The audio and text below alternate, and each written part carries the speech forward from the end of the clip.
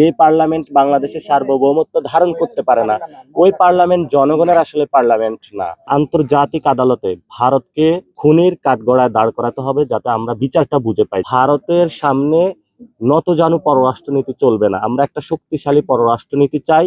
যদি বাংলাদেশের স্বাধীনতায় কেউ হস্তক্ষেপ করে, তাহলে ভারতের স্বাধীনতা থাকবে না, আমরা সেই প্রত্যাশা করি। মুজিব নামে 40 বছর বয়স্ক আমাদের এই বাংলাদেশি এক নাগরিক, যার কর্মসংস্থানের সুযোগ ছিল না, তার ফ্যামিলির জন্য মাছ ধরতে গিয়েছিল।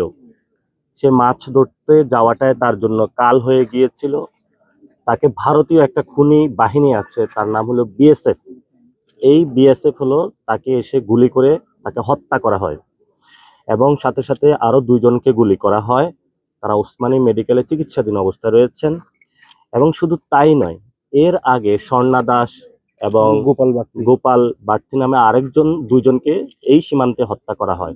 অর্থাৎ সীমান্তে যাদেরকে হত্যা করা হচ্ছে তাদের কোনো ধর্মীয় পরিচয় নাই, তাদের একটাই পরিচয়, তারা বাংলাদেশি যে কোনো নাগরিক কর্মসংস্থানের কারণে অথবা বাংলাদেশি হওয়ার কারণেই ভারত রাষ্ট্র আমাদের খুন করে চলছে। আমাদের যে রাষ্ট্র ব্যবস্থা আছে সেখানে আমাদের কতগুলো কাজ করতে হবে, তাহলে আমরা এই হত্যাযজ্ঞ থেকে বাঁচতে পারবো।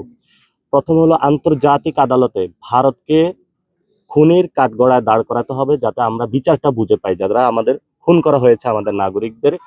সাথে সাথে সরকার যদি শুধু কাঁটাতার নির্মাণ করে বেড়া, তাহলে এটা কোনো সমাধান হবে না।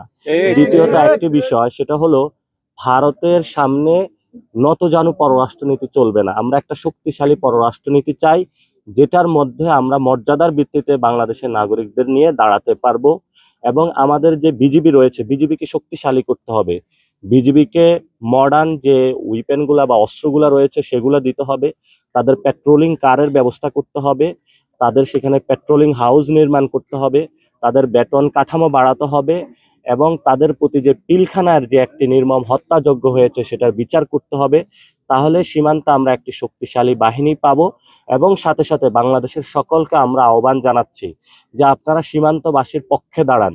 সীমান্তে যদি কোনো পুশিন চলে সেখানে তা প্রতিহত করুন। আপনাদের যা যা আছে ঘরে সেগুলো নিয়ে আপনারা দাঁড়িয়ে যান।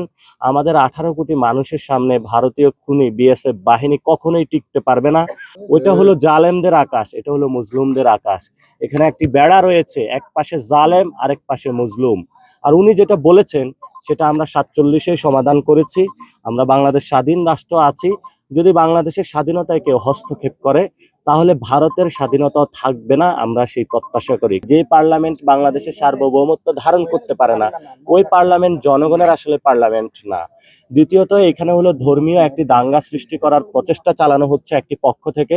আমরা বাংলাদেশের শান্তিপ্রিয় জনগণ সবাইকে বলবো, কোনো আমরা ফাঁদে পা দিব না।